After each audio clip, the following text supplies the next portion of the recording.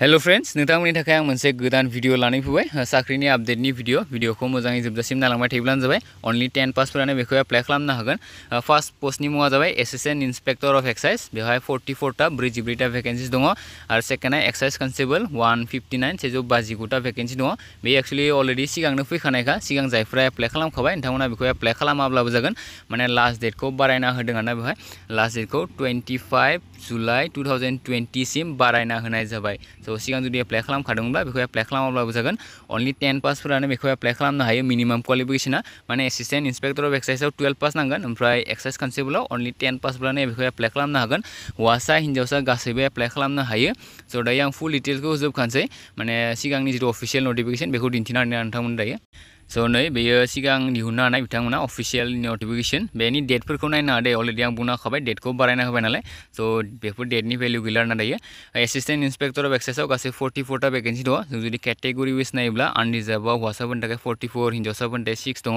ST प्लेनफोरनि थाखाय हौवासाफोरनि थाखाय मोनबा भेकेन्सि दङ आरो फिमेलफोरनि थाखाय हिन्जावसाफोरनि थाखाय मोननै भेकेन्सि दङ एडुकेशन क्वालिफिकेशन अलरेडि बुंखादों हायार सेकेन्डारि पासब्ला बेखौ एप्लाइ खालामनो हागोन माने 12 पास जानो नांगोन नेक्स्टआव दं एक्साइज कनस्टेबल बेवहाय गासै 159टा भेकेन्सि दङ आनरिजार्भआव हौवासाफोरनि थाखाय 51टा आरो फिमेलफोरनि थाखाय 21टा एसटि प्लेनफोरनि थाखाय बेवहाय 11टा भेकेन्सि दङ ओमफ्राय फिमेलफोरनि थाखाय मोनबा टटेल भेकेन्सि दङ एडुकेशन क्वालिफिकेशन अलरेडि बुंखादोंमोन 10 पास माने मेट्रिक पासब्लानो बेखौ एप्लाइ खालामनो हागोन एज लिमिटआ बेवहाय 18 निफ्राय 38 दङ बाट जोंनि एसटिफोरा एज सिलेक्शन मोनखायो माने 5 इयार्सनि एज सिलेक्शन जुदि मोनोब्ला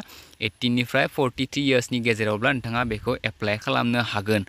फिजिकल स्टेन्डार्डबो बेवहाय दं हाइटआ मिनिमाम एसटि प्लेनफोरनि थाखाय हौवासाब्ला 160.02 सेन्टिमिटार जानो नांगोन ओमफ्राय फिमेलफोरनि थाखाय 152.40 सेन्टिमिटार जानो नांगोन जौथाया ओमफ्राय जों जुदि चेस्टखौ नायोब्ला चेस्टआ एसटि प्लेनफोरनि थाखाय 80 सेन्टिमिटार जानांगोन मिनिमाम ओमफ्राय बेखौ 5 सेन्टिमिटार एक्सपान्ड खालामनो हानो नांगोन बारायनो हानो नांगोन आरो हिन्जावसाफोरनि थाखाय चेस्टनि जेबो खोथा गैया सो मेडिकेलखौ बेफोरखौथ' अलरेडि मिथिखायोनो दायो जों जुदि हाउ टु एप्लाइ होनना बुंब्ला माब्रै एप्लाइ खालामगोन होनना बुंब्ला बिथांमोननि जिथु अफिसियेल वेबसाइट slprb.assam.in बेवहाय थांनानै नोंथाङा एप्लाइ खालामनो नांगोन आं बेनि लिंकखौ माने जितु एप्लाइ खालामनायनि लिंकखौ बे भिडिअनि डेसक्रिपसनाव होखागोन दे डाइरेक्ट लिंक मोनखागोन नोंथांमोना सिन्था खालामनांगौ खोथा गैया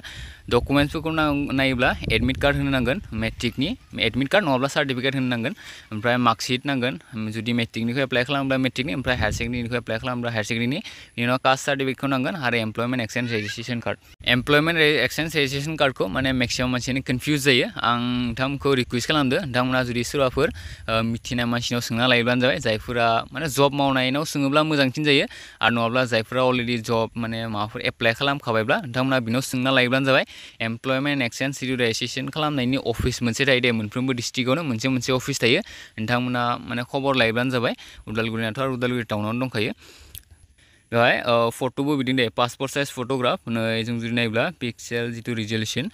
बेयो मेक्सिमाम 640x480 जानो नांगोन आरो मिनिमाम 320x240 गेजेर माने जानो नांगोन आरोना मिनिमाम आरो मेक्सिमामखौ अलरेडि होखादों आरो फाइलनि साइजआ 450 KB जानो नांगोन माने मेक्सिमाम साइजआ बेनिख्रुइ बाराबाथाय बिथांमोना एक्सेप्ट खालामनाय नङा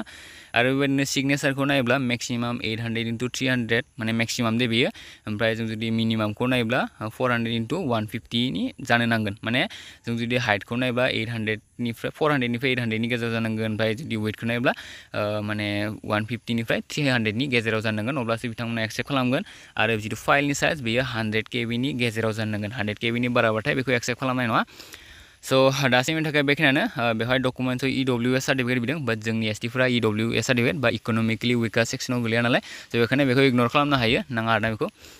स' दासिमनि थाखाय बेखिनियानो जुदि चेनेलाव गोदानब्ला अनलाइन चेनेलखौ साबस्क्राइब खालामना लायोब्लानो जाबाय आरो जुदि नोंथांमोना भिडिअ मोनबाय थानो लुबैदोंब्ला खाथिनि बेल आइकनाव क्लिक खालामनानै अलखौ सेलेक्ट खालामना लायोब्लानो जाबाय थेंक इउ फर वाचिं